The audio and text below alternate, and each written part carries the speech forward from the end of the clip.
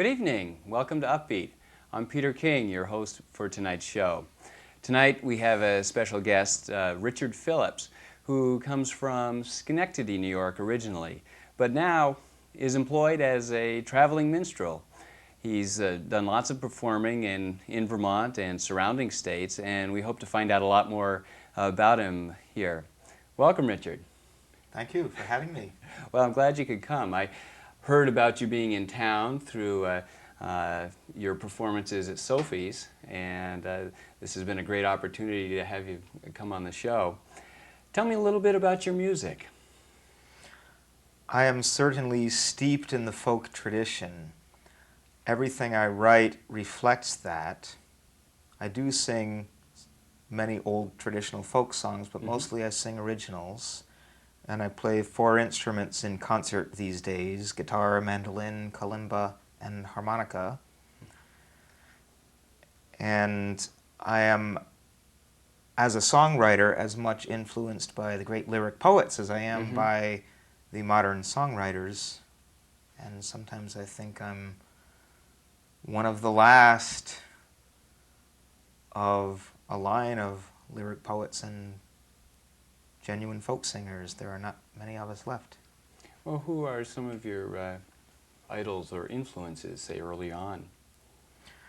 The question can only be answered early on because I'm usually without electricity and hardly listen to anybody anymore.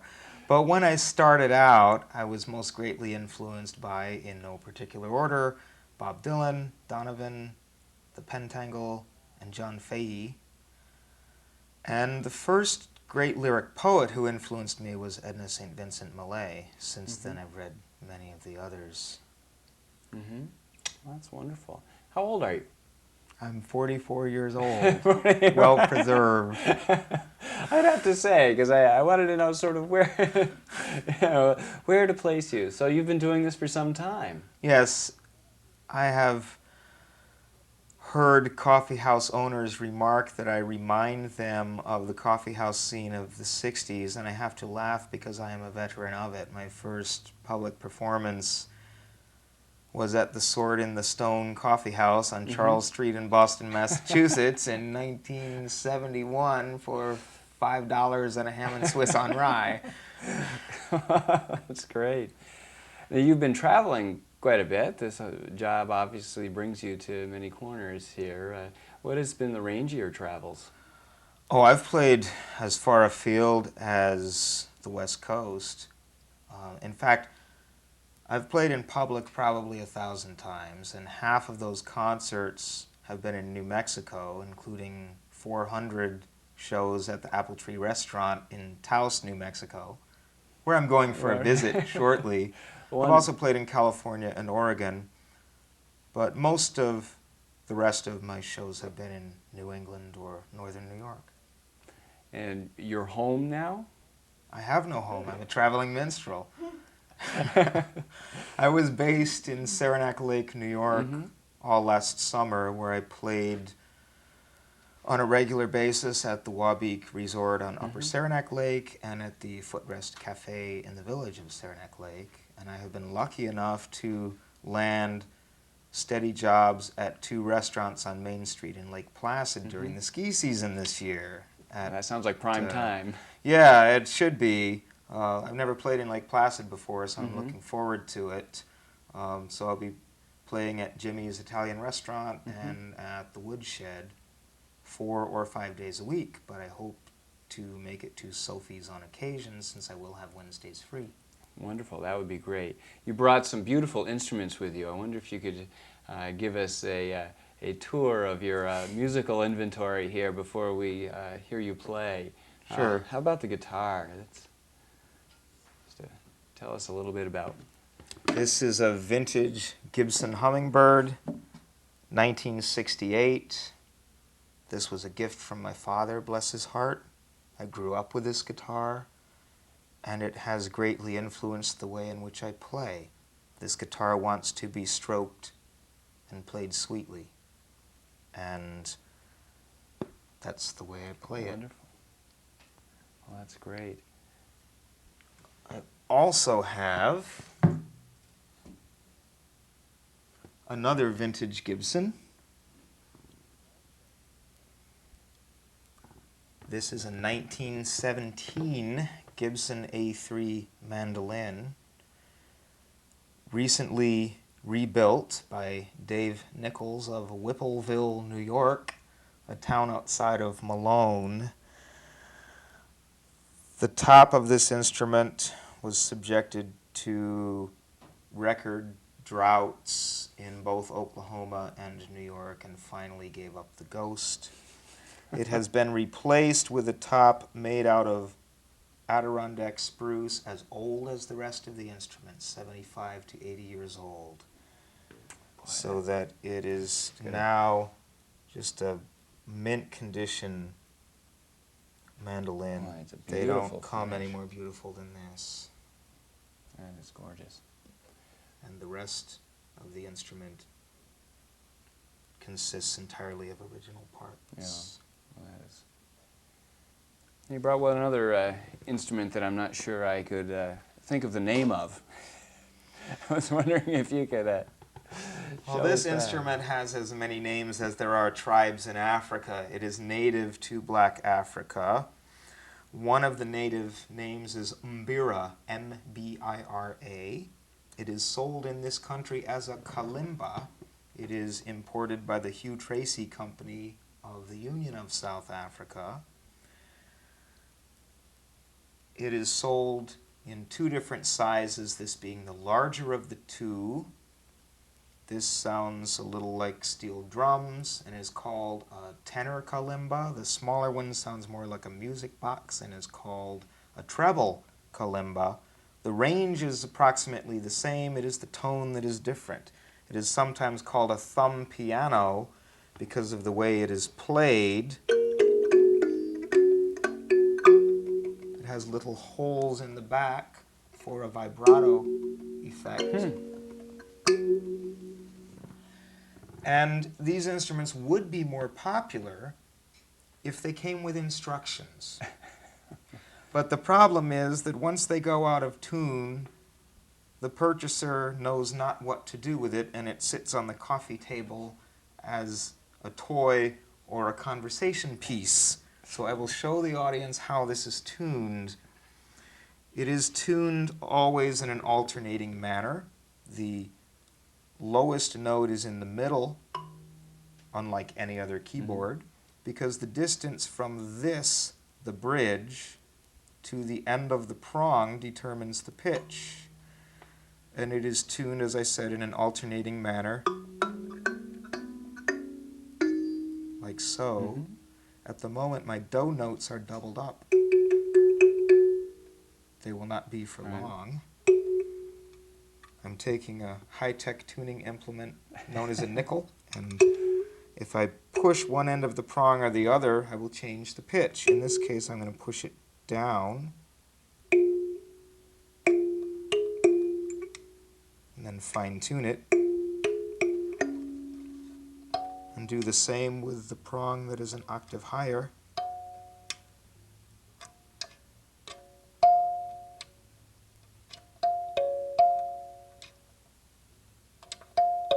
And now I have the full diatonic scale.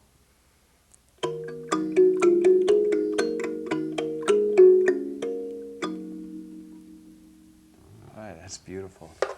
I also have harmonicas, which I play with a holder, so that I do not have to use my hands and can play stringed instruments at the same time. That's great. Well, I can't wait any longer. I'm afraid we're going to have to go to the music portion of the show. Okay. So sit back and enjoy the music of Richard Phillips.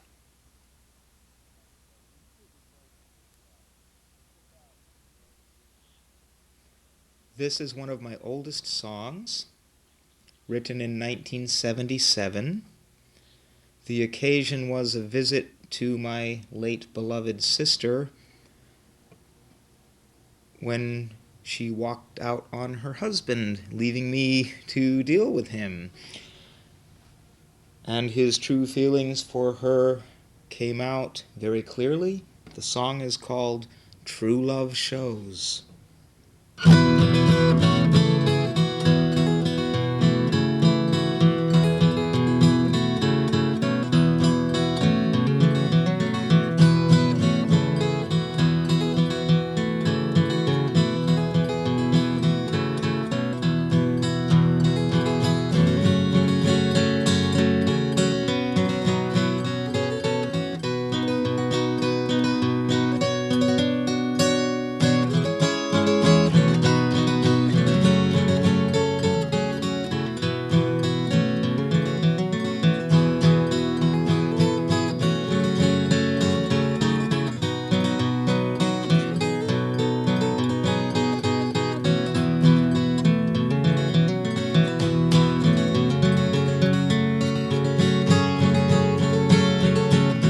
Sometimes you've been good to her, and you wonder if she's seen it. Sometimes you have slighted her, and even though you didn't mean it, you didn't sense the danger, and you allowed it to continue. And you know you cannot change her, there must be a change within you. And when you wake up in the morning, she'll be gone, and you will have to carry on.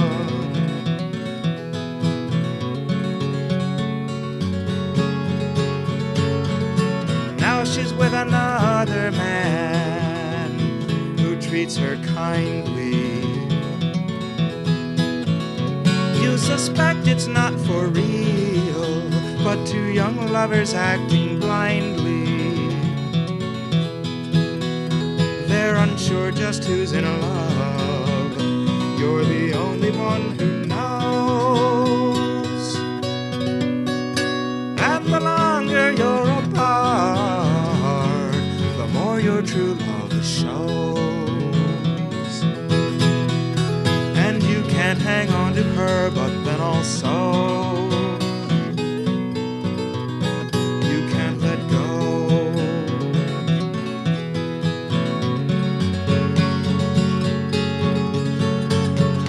Does she really love him, or is he just someone new?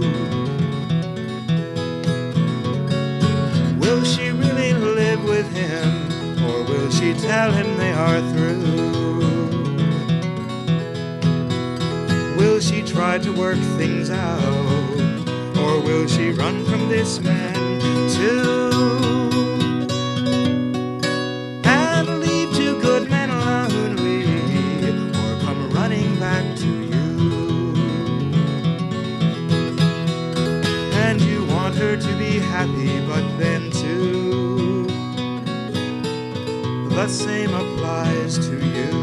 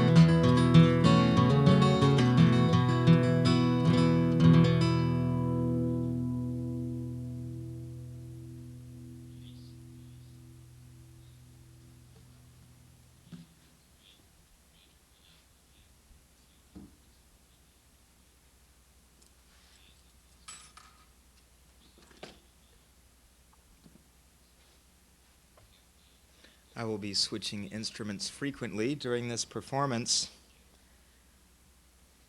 This is one of my newest songs.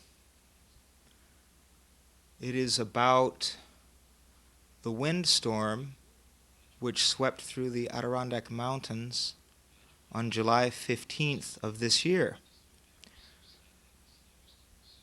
At the time the windstorm hit, I was sleeping in the placid lean-to, and I knew it was a major storm, but it blew down much timber, including virgin timber, which led to a major struggle as to whether or not the timber should be removed. I am not quite sure why it was even an issue, because the New York State Constitution is very clear on this point. State land within the boundaries of the Adirondack Park, quote, shall remain forever as wild land. Its timber shall not be cut, removed, or destroyed. This song is at least tentatively titled Leave It Alone.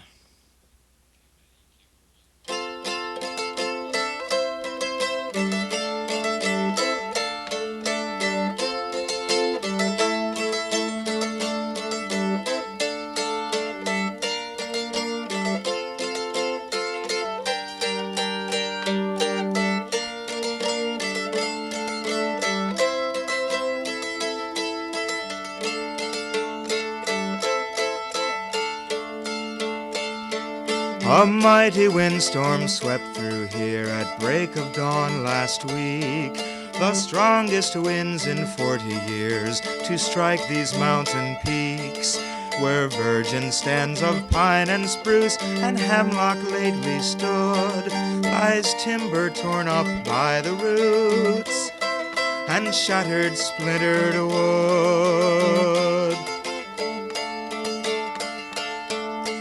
Trees that were already here when the white man first appeared, trees that stood for 100 years through fire, flood, and drought, trees that all escaped the axe of 19th century lumberjacks, now like toothpicks lie in stacks, and loggers want them out.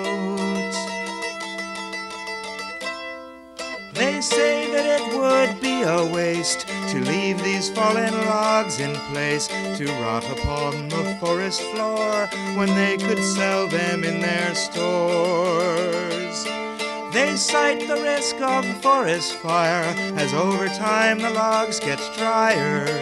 They would cut them into lumber.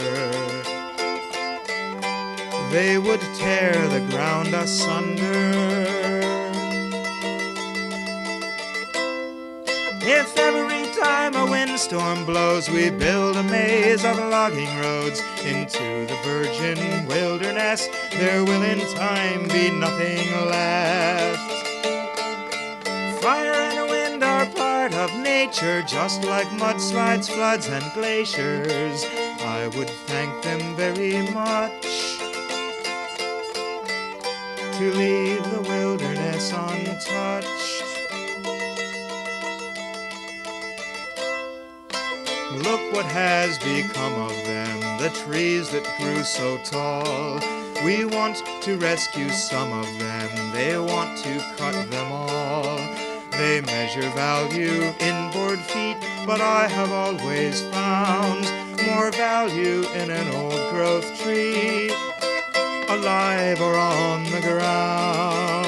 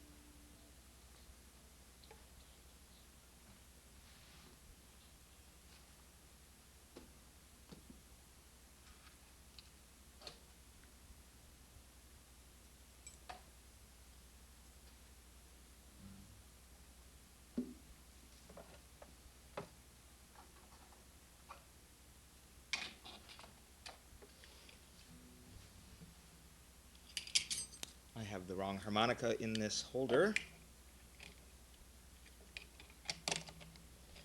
I learned to play guitar and harmonica at the same time when I was very young, so they evolved pretty much organically as one instrument, and I don't really think of playing the harmonica over the guitar. It all comes naturally to me. This gadget is called a capo. It is meant to raise the pitch of the guitar, and it always puts it a little bit out of tune. So I may have to tune for a moment here.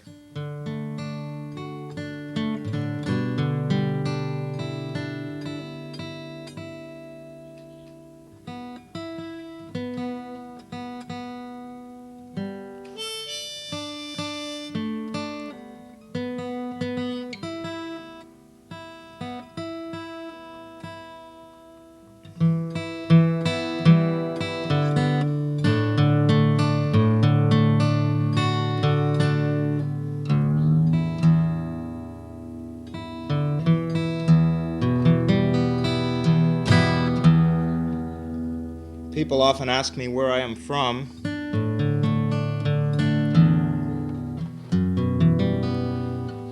And basically the answer to that question depends upon how far back the question goes.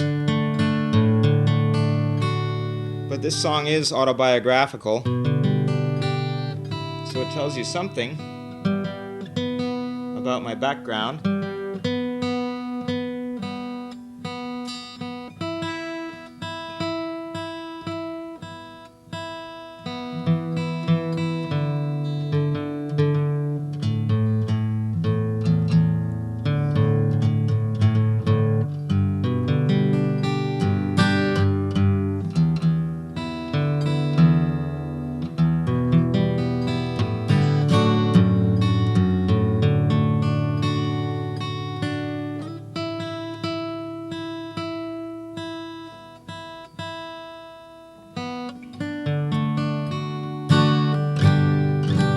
This song is called You Can Go Home Again.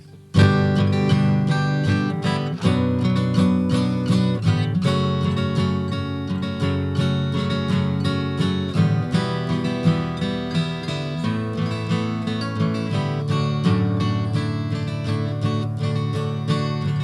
mother was born in the St. Lawrence Valley. Along with her one sister Sally. And though I was born on the Mohawk, I loved the North Woods. And I came here whenever I could. When I was a young man, I was always the rover.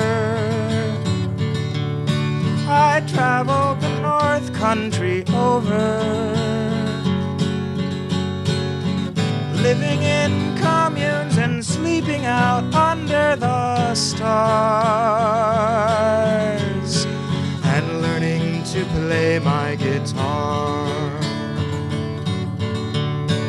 But having no money began to get old, with the North Country winters so long and so cold. So I went back to college and earned my degrees, thinking a good job would follow from these. I lived in the Northwest, I lived in the Southwest, but things never worked out for the best.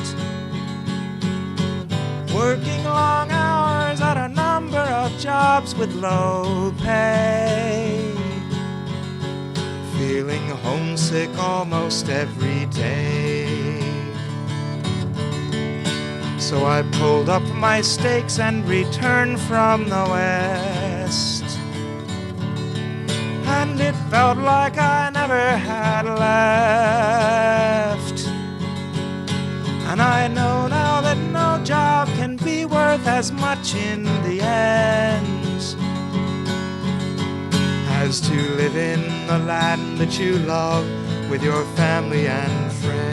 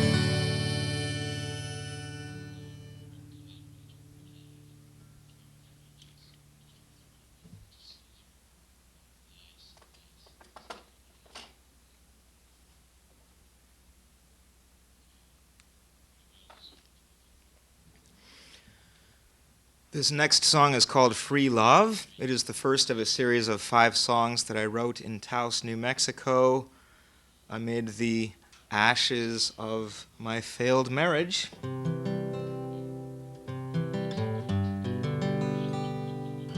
It is certainly one of my best songs.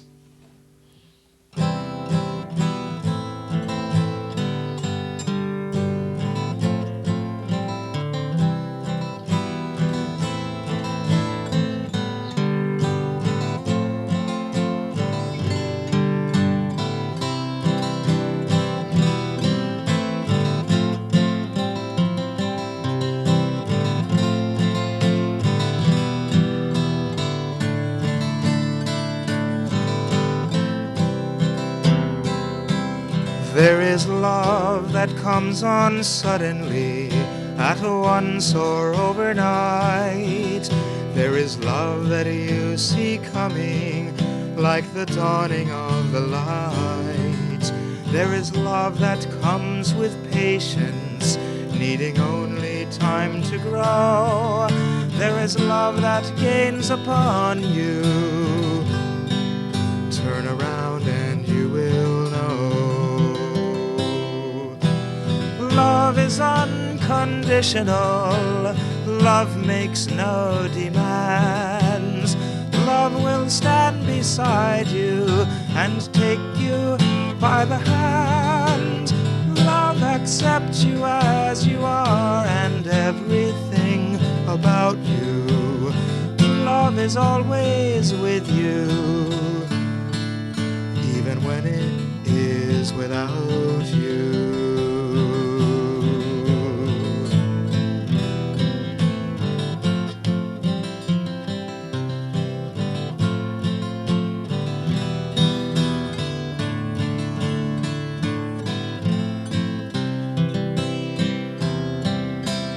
Love can be romantic as a rainbow in the mist. Love can be platonic, not even to be kissed. Love may last a lifetime, gaining strength with passing time. Love may be as fleeting as the dew upon the vine. Love is a free bird, not to be tied down. Love cannot be shackled. Love cannot be bound. The surest way to keep your love is to leave it free to go. For without the breath of a freedom, true love cannot grow.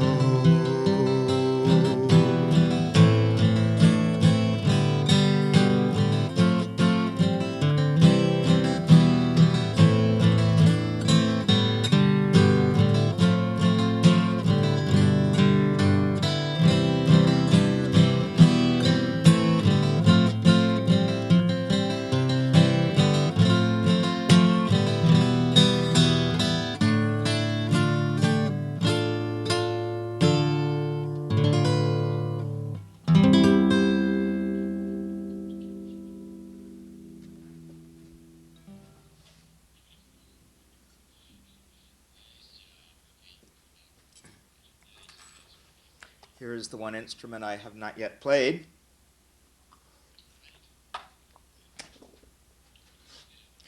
Sometimes I write satires. Sometimes I write love songs. Sometimes my songs are co-authored. This one is all of the above. It is called Fallacies of Love. And the sad thing is that so many people actually believe these fallacies about love, which is possibly why so many relationships fail. I sing this song because Fawn from Sophie's told me today that she really likes it.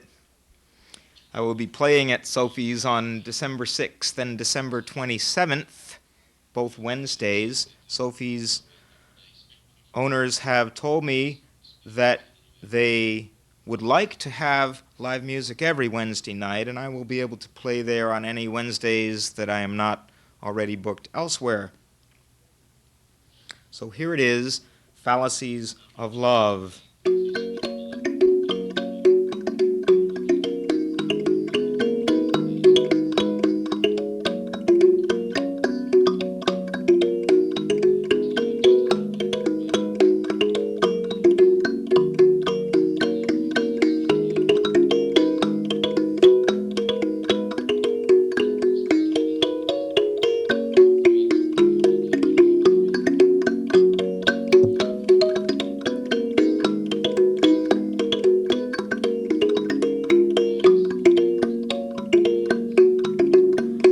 I want you to make me happy. We'll live happily ever after. You will bless my nights with love, and you will fill my days with laughter. You are the lover of my dreams. You can do no wrong, you are divine. This is everything I've always wanted. This can only get better with time. These are the fallacies of love, for those in love with being in love.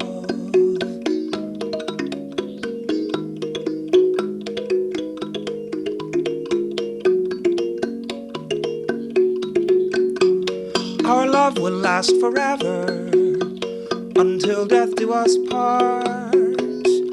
I don't have to work at it, I've already won your heart. We'll never be apart, we'll do everything together. I'll finally be secure, you'll stay with me forever.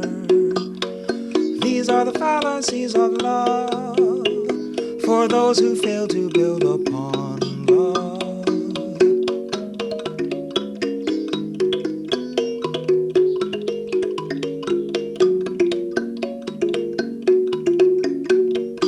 I'm gonna make you love me, I'll take good care of you.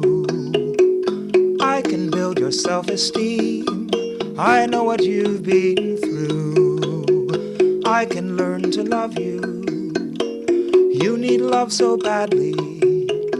We're both grown-ups now, I'm not marrying your family. These are the fallacies of love, for those who confuse pity with love.